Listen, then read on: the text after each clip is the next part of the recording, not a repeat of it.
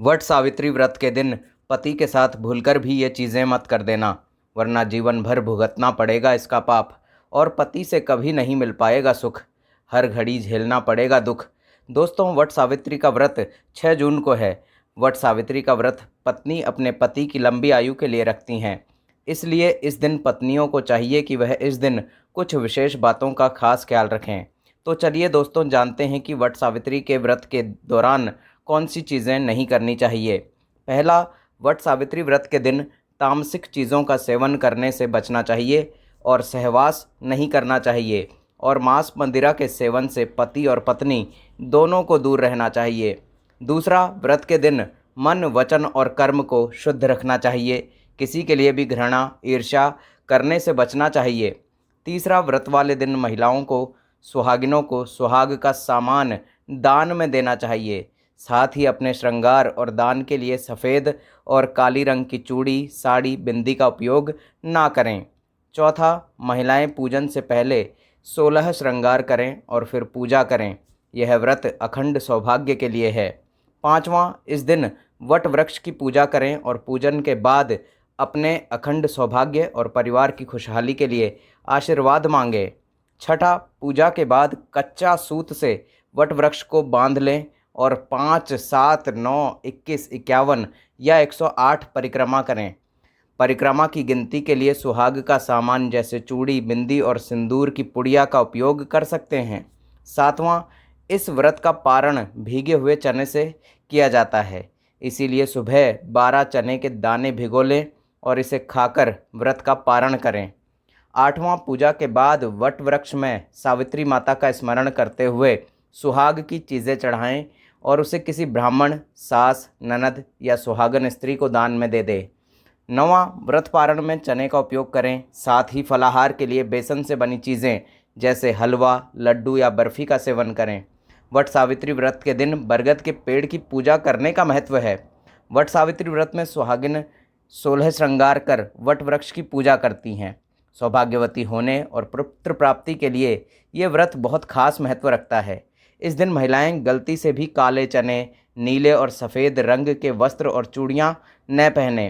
काला रंग नकारात्मकता का प्रतीक होता है। सुहाग के लिए पूजा में काला रंग नहीं पहनना चाहिए। 11वां, इस दिन कई लोग बरगद के पेड़ से जुड़े उपाय करते हैं, लेकिन व्रती को इस दिन गलती से भी बरगद की टहनियाँ नहीं तोड़नी चाहिए, क्योंकि इसे माँ सावित्री का प्रतीक माना जाता है। ऐसा करने पर व्रत पूजन निष्फल हो जाता है और ये पति के लिए अशुभ माना गया है। 12वां, हिंदू धर्म में हर पूजा और उसकी कथा का विशेष महत्व होता है, इसलिए वट सावित्री व्रत में कथा का ज़रूर श्रवण करें। कथा को अधूरा ना छोड़ें।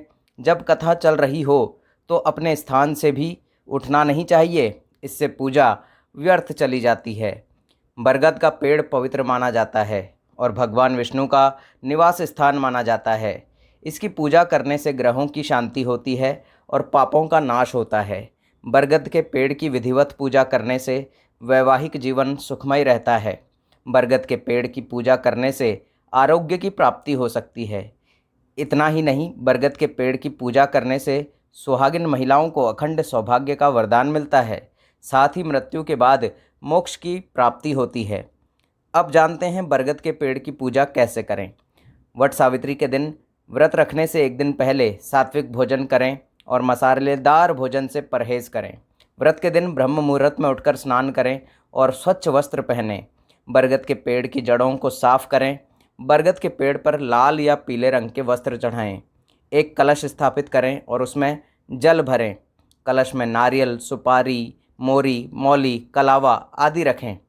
पेड़ को गंगाजल, दूध, घी, शहद, कुमकुम, हल्दी और चंदन से स्नान कराएं। उसके बाद धूप बत्ती जलाएं और आरती करें। फूल, बेलपत्र, दूब, सुपारी, नारियल, मोरी, मौली, कलावा, दीपक, अगरबत्ती और धूप अर्पित करें। सावित्री सत्यवान की कथा पढ़ें और सुनें।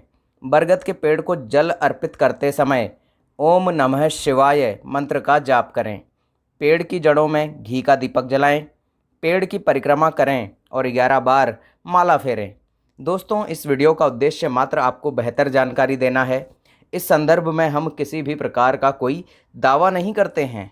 दोस्तों, आज की ये वीडियो अगर आपको अच्छी लगी हो तो चैनल को सब्सक्राइब ज़रूर कर लीजिएगा और कमेंट बॉक्स में जय श्री राम ज़रूर लिख दीजिएगा।